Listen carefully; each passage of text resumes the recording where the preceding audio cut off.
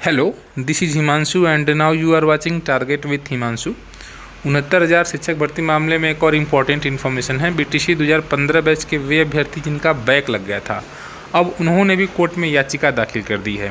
कहने का मतलब वे चाहते हैं कि उन्हें काउंसलिंग में शामिल होने दिया जाए और एक विषय में अगर बैक लगा है तो उसको इग्नोर करके काउंसलिंग उन्हें करने दिया जाए।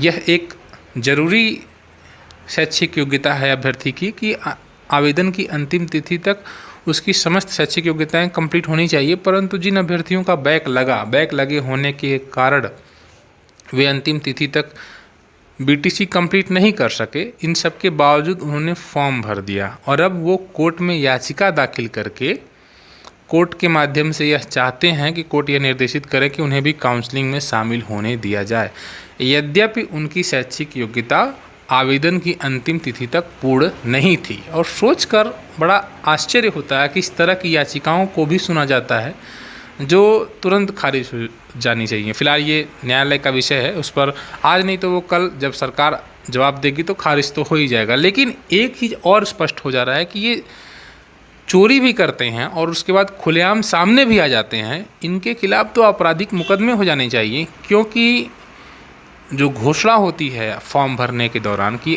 आवेदन करते समय मेरे पास समस्त शैक्षिक योग्यताएं हैं और मैं पूरी तरह से योग्य हूं, और अगर कोई भी सूचना गलत पाई जाती है तो मेरे खिलाफ भारतीय दंड जो भी संहिता जो मुकदमा होता है वो हो, इसकी स्वीकृति दी जाती है। इन सब के बावजूद इन्होंने फॉर्म कैसे भर दिया जब इनका बीटीसी 2015 कंप्लीट ही नहीं था, तो फॉर्म ही इनको नहीं भरना चाहिए था। लेकिन इन्होंने गलत फॉर्म भरा और आज देखिए गलत के लिए ये लड़ना शुरू कर दिए। ये जानना जरूरी है उन लोगों के लिए जो कम गुणांक से चयन से रह गए हैं, क्योंकि इस तरह की लोग समस्याएं खड़ी करेंगे।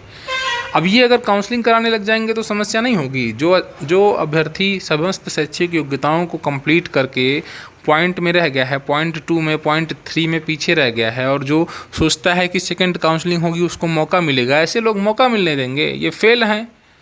अब ये कोर्ट से कह रहे हैं कि भाई एक सब्जेक्ट में फेल हो गए हैं तो उसको पहले से ही माना जाए, मतलब आवेदन की अंतिम तिथि तक भले ही पास ना हो लेकिन बाकी सब्जेक्ट में पास हैं तो इन्हें चांस दे दिया जाए। और इस पर अब ज़रा सरकार को जवाब देना है, जुलाई में डेट लगी हुई है। लेकिन ये चीज़ तो साफ संकेत करता है कि इन्होंने गलत फॉर्म भरा है, और जब गलत फॉर्म भरा है, गलत घोषणा किया है, तो फिर ये शिक्षक भर्ती में कैसे अर्ह हो जाएंगे? निश्चित रूप से ये तमाम प्रकार की चीज़ें जब तक कोर्ट इन पर बड़ा जुर्माना नहीं लगाएगा, इन पर एक अलग मुकदमा दर्ज नहीं होगा, तब तक ऐसे लोग मानेंगे नहीं और तमाम प्रकार की याचिकाएँ डालेंगे। फिलहाल देखिए सरकार क्या जवाब देती है, लेकिन इस तरह की चीज़ें नहीं होनी चाहिए।